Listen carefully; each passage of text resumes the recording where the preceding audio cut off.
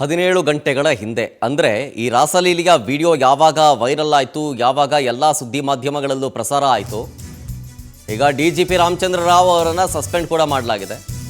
Home minister doctor G Parameshwar ಇದ್ರ ಬಗ್ಗೆ reaction ಕೊಟ್ಟಿದ್ದಾರೆ. ಈ ಘಟನೆಯಿಂದ ಪೊಲೀಸ್ ಇಲಾಖೆಗೂ ತೀವ್ರ ಮುಜುಗರ ಆಗಿದೆ. ಈ ಘಟನೆಯಿಂದ ನನಗೂ ಸಿಎಂಗೂ ಸಾಕಷ್ಟು ಅಪ್ಸೆಟ್ ಆಗಿದೆ. ಇದು ನಮ್ಮ ಇಲಾಖೆ ಆಗಿದ್ರೂ ಕೂಡ ನಮಗೂ ಕೂಡ ಸರಿ ಕಾಣೋದಿಲ್ಲ. ಸಂಪೂರ್ಣ ತನಿಖೆ ಬಳಿಕವೇ ಅವರು ಡಿಸ್ಮಿಸ್ ಕೂಡ ಆಗಬಹುದು. ಅಮಾನತು ಬೇರೆ, ಡಿಸ್ಮಿಸ್ ಬೇರೆ. ಇಂಥ ವಿಚಾರದಲ್ಲಿ ನಾವು ಸೀನಿಯರ್ಗಳನ್ನು ನೋಡಲ್ಲ. ತಕ್ಷಣ ಕ್ರಮ ಕೈಗೊಳ್ಳುವ ನಿಟ್ಟಿನಲ್ಲಿ ಅವರನ್ನು ಅಮಾನತು ಮಾಡಿದ್ದೀವಿ. ಈಗ ಸಂತ್ರಸ್ತ ಯಾರು ಅನ್ನೋದು ನಮಗೆ ಗೊತ್ತಾಗಿಲ್ಲ ಅಂತ ಪರಮಂದ್ರು. ಒಪ್ಕೊಳ್ಳಲ್ಲ. ಅದು ಮುಂದಿಂದು ಕ್ರಮ ಬೇರೆ. ಮುಂದೆ ತನಿಖೆ ಆದ್ಮೇಲೆ ಏನ್ ಬೇಕಾದ್ರೂ ಆಗ್ಬೋದಲ್ಲ, ಅವರು ಡಿಸ್ಮಿಸ್ಸು ಆಗ್ಬೋದು. ಅದರಿಂದ ಈಗ ನಾವು ಇಮಿಡಿಯೇಟ್ ಆಕ್ಷನ್ ತಗೊಳ್ಬೇಕು ಅಂತ ಹೇಳಿ ತಗೊಂಡಿದ್ದೇವೆ. ಅದನ್ನ ಯಾವುದೇ ಮುಲಾಜಿಲ್ಲದೆ ನಾವು ಹಿರಿಯರು, ಸೀನಿಯರ್ ಆಫೀಸರು ಅದೆಲ್ಲ ಏನು ನೋಡೋದೇನೆ ನಾವು ಇಮಿಡಿಯೇಟ್ ಆಗಿ ಆಕ್ಷನ್ ತಗೊಂಡಿದ್ದೇವೆ. ಅದಾದ್ಮೇಲೆ ತನಿಖೆಯಲ್ಲಿ ಏನು ಬರುತ್ತೆ ಅದನ್ನ ನೋಡಿಕೊಂಡು ಮುಂದಿನ ಕ್ರಮ ತಗೊಳ್ತೀವಿ.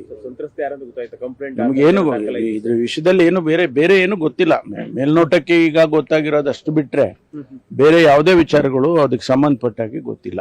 ಖಂಡಿತವಾಗಿ ಪೊಲೀಸ್ ಇಲಾಖೆ ಒಂದೇ ಅಲ್ಲ, ಯಾವ ಇಲಾಖೆನಲ್ಲಾದ್ರೂ ಕೂಡ ಅದು ಯಾರು ಅದನ್ನ ಒಪ್ಕೊಳ್ಳಲ್ಲ. ಅದರಿಂದ ಅದಕ್ಕಾಗಿ ನಾವು ಇಮಿಡಿಯೇಟ್ ಆಗಿ ಆಕ್ಷನ್ ತಗೊಂಡಿದ್ದೀವಿ. ಮುಖ್ಯಮಂತ್ರಿಗಳು ಆಗಿದ್ದಾರೆ, ನಾನು ಆಗಿದ್ದೀನಿ. ಯಾಕೆಂದ್ರೆ ಇದು ನಮ್ಮ ಇಲಾಖೆ ಆದದ್ರಿಂದ ನಮಗೂ ಕೂಡ ಇದು ಸರಿ ಕಾಣಿಸೋದಿಲ್ಲ. ಅದು ಮುಂದಿಂದು ಕ್ರಮ ಬೇರೆ. ಮುಂದೆ ತನಿಖೆ ಆದ್ಮೇಲೆ ಏನ್ ಬೇಕಾದ್ರೂ ಆಗ್ಬೋದಲ್ಲ, ಅವರು ಡಿಸ್ಮಿಸ್ಸು ಆಗ್ಬೋದು. ಅದರಿಂದ ಈಗ ನಾವು ಇಮಿಡಿಯೇಟ್ ಆಕ್ಷನ್ ತಗೊಳ್ಬೇಕು ಅಂತ ಹೇಳಿ ತಗೊಂಡಿದ್ದೇವೆ. ಅದನ್ನ ಯಾವುದೇ ಮುಲಾಜಿಲ್ಲದೆ ನಾವು ಹಿರಿಯರು, ಸೀನಿಯರ್ ಆಫೀಸರು ಅದೆಲ್ಲ ಏನು ನೋಡೋದೇನೆ ನಾವು ಇಮಿಡಿಯೇಟ್ ಆಗಿ ಆಕ್ಷನ್ ತಗೊಂಡಿದ್ದೇವೆ. ಅದಾದ್ಮೇಲೆ ತನಿಖೆಯಲ್ಲಿ ಏನು ಬರುತ್ತೆ ಅದನ್ನ ನೋಡಿಕೊಂಡು ಮುಂದಿನ ಕ್ರಮ ತಗೊಳ್ತೀವಿ.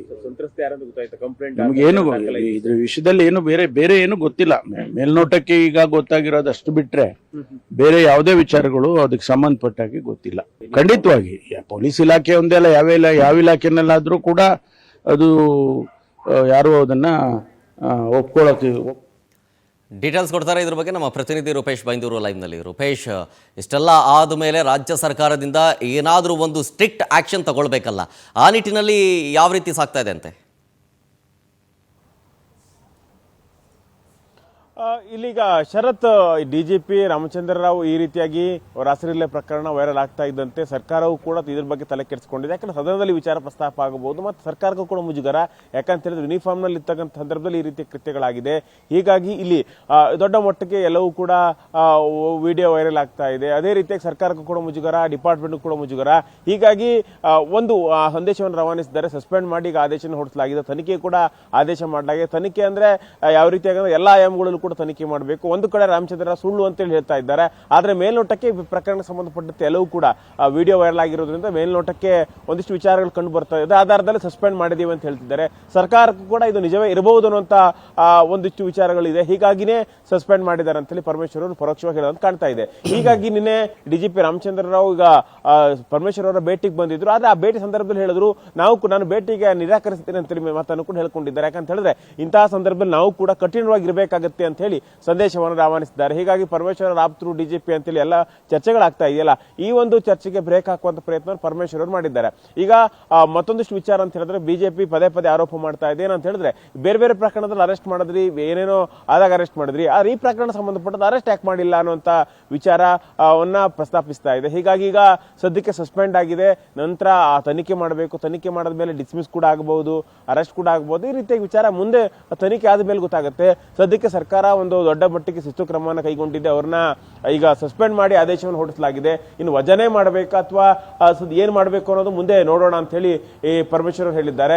ಈ ಮೂಲಕವಾಗಿ ಸಿಎಂ ಜೊತೆನೂ ಕೂಡ ನಾನು ಮಾತಾಡಿದ್ದೇನೆ. ಕೇವಲ ಸಿಎಂ ಮಾತ್ರ ಅಲ್ಲ, ನಾನು ಕೂಡ ಅಪ್ಸೆಟ್ ಆಗಿದೆ ಅಂತ ಹೇಳೋದ್ರ ಮೂಲಕವಾಗಿ ಈ ರೀತಿಯಾಗಿರ್ತಕ್ಕಂಥ ಕೃತ್ಯವನ್ನ ಸಹಿಸಿಕೊಳ್ಳೋದೇ ಇಲ್ಲ ನಾವು ಅಂತೇಳಿ ಸಂದೇಶವನ್ನ ರವಾನಿಸಿದಂತೆ ಕಾಣ್ತಾ ಇದೆ. ಶರತ್, ಫೈನ್, ಥ್ಯಾಂಕ್ ಯು ರೂಪೇಶ್ ಡೀಟೇಲ್ಸ್ಗಾಗಿ.